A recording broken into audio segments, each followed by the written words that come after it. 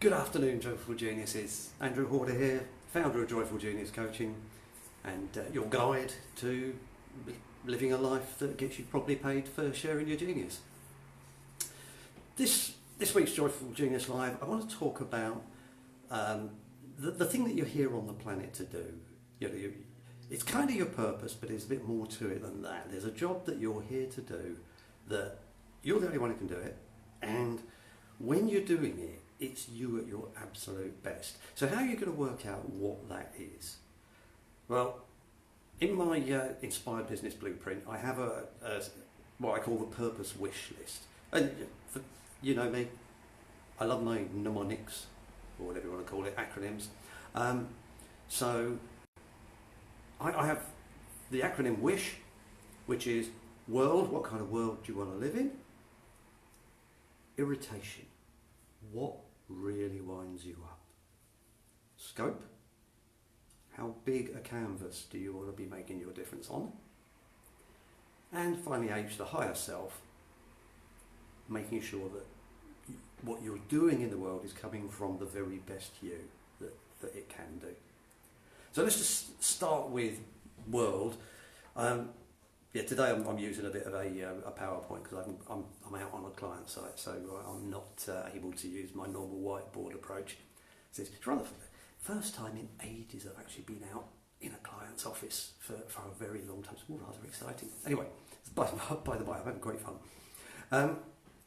So, what kind of world do you want to be part of creating? That's the important thing here. What kind of world would you love to be a part of? And what can you contribute to making that happen? So you want to be asking yourself questions like, what is happening in that perfect world of yours? Take yourself forward into that perfect world and ask yourself, what's happening in that world that isn't happening right now?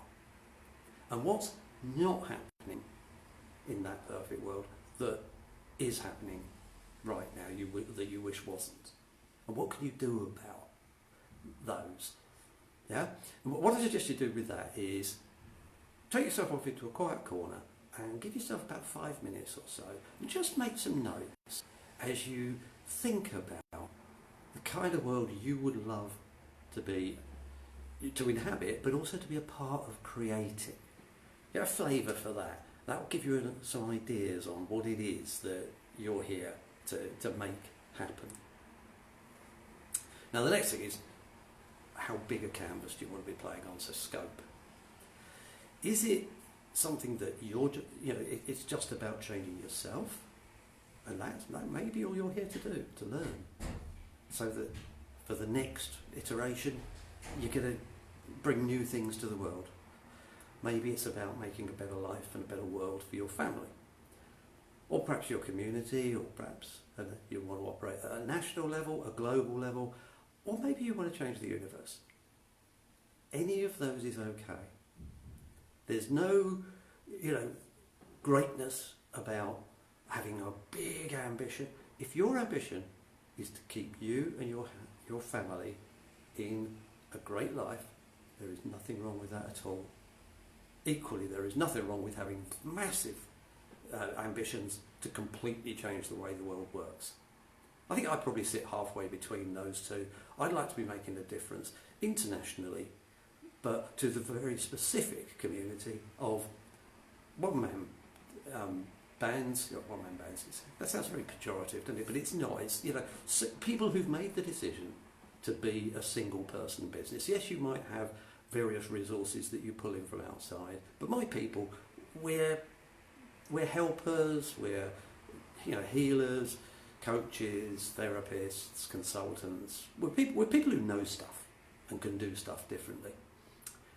And we choose to operate as solo practitioners, but very often with other people in collaboration. So they're my kind of people. So that's the canvas on which I want to make an impact. I want those people to be able to just bring themselves to their work. Actually, just is not the wrong word there. Not the wrong word? It's not the right word. Because it's not about just bringing yourself. It's about bringing yourself, bringing that magnificence that is you to your work, to the world, and making your difference. Sorry, I got a bit carried away there. So that's scope. How big a game do you want to be playing? Now, to get a feel for that world of yours and the scope on which you want to play, there's a tool called, I call it Cartesian consequences. I don't know what other people call it, but basically there are 4 questions that you ask yourself. And this was taught to me by my coach, Helena Holrick. And there are 4 questions that you ask yourself. Yeah? What will happen if I do this, and in this case, do the job that I'm here to do? What will happen if I don't do this?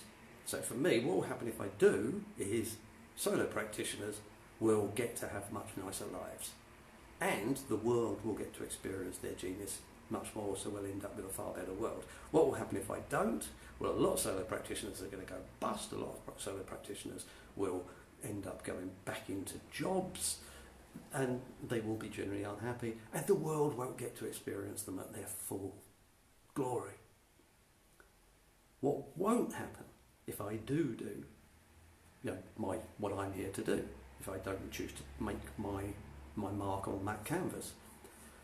What won't happen? Well, what won't happen is the world will not experience all of the richness that the human race has to offer. So that's kind of important. So I'd really, really like to have that happening. And the final question, what won't happen if I don't? Now you see how difficult it is to keep within those questions, yeah? But what won't happen if I don't do it? So if I do it, I just answered what won't happen if I don't, didn't I? See, it's quite difficult to get them around the wrong way. But the questions are, what will happen if I do? What will happen if I don't? What won't happen if I do? And what won't happen if I don't? If you get those round the right way, like I didn't, but it doesn't really matter because it's just looking at it from slightly different angles to get a feel for what it is that really you're here to do. Because as you go through that, you're going to get a sense for whether you can or can't do it. Because it's as much about intuition and knowing as it is about, the knowledge. I make a distinction between knowledge, the things that, the facts that you know, and the knowing, that stuff that is just in there. You know it at a core level, and it just is. Because that's where we move on to the higher self piece, which is really, you're dealing with something and you're contributing to something far bigger than you. And it comes from that place of intuition, from that place of knowing what you're here to do. Remember I talked about irritation at the beginning? Yeah? The things that irritate you are a good indication that that's what you're on the planet to deal with. Because here's the thing.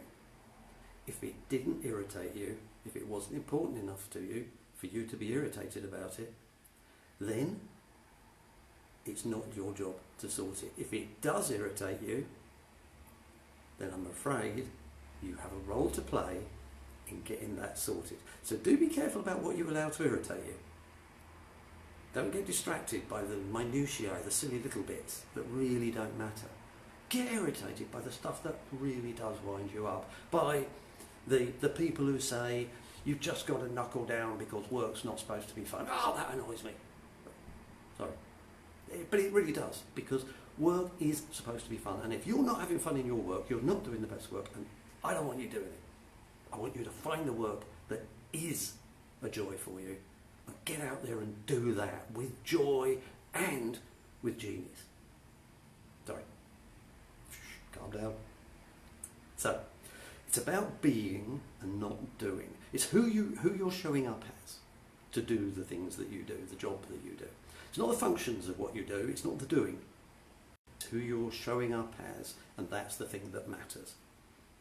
Now, the way I get to this, as you'll probably know if you've been watching this for a while, is a thing called core process. It runs through every aspect of your life, and it's you at your very best. And it's the thing you're doing, no matter what you're doing. So whether you're being an accountant or a football player, your core process still runs through it. Now, I'm neither an accountant nor a football player. My core process is encouraging potential. So whether I'm being a coach, a consultant, a mentor, or whether I'm being anything that I might be in life, a friend down the pub, when I'm at my best, I am encouraging people's potential. I'm giving them the courage to step up and live up to their potential.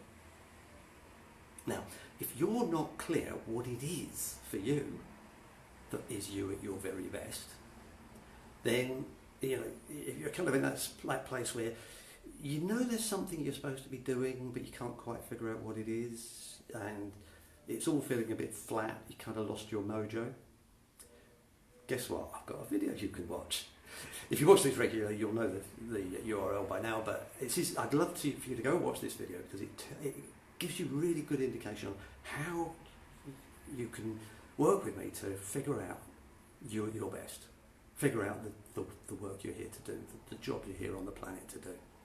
So it's www.joyful-genius.com/mojo, and I will drop that in the link down below.